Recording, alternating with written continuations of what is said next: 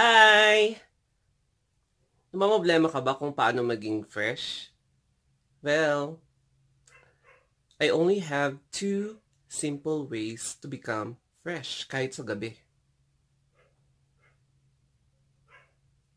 Okay, so let's find out. As you can see, di ba? Ngarag na ngarag ako. Tapos medyo makapal na yung aking mustache and yung beard. Whatever. Basta makapal yung mga hair ko sa mukha. And then, medyo mahaba na rin yung hair ko kaya hindi ko alam kung paano eksena-hin. So, ayan, ngag na ngag ang itsura ko, di ba? See? Before that, kuha muna ako ng barangay clearance dito sa barangay hall namin. And look at my surroundings.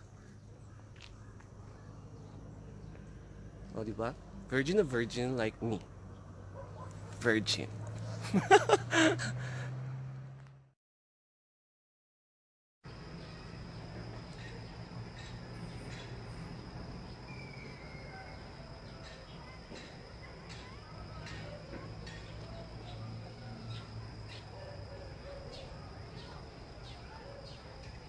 Fresh na ba?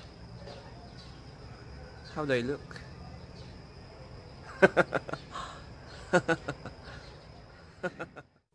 Okay, so alam nyo na kung paano maging fresh. Number one is magpa-haircut kayo. Kasi pag magpa-haircut kayo, magiging malinis yung itsura mo. O, diba? See? And number two, mag-shave kayo regularly. Kasi pag mag-shave kayo, magiging mas maamoy yung face nyo. See? Di ba fresh? Kahit na hindi fresh, basta fresh. Okay, so that's it. And thank you for watching. So, yun lang. Ganun lang kasimple maging fresh. Nagustuhan nyo ba yung video ko? That's it.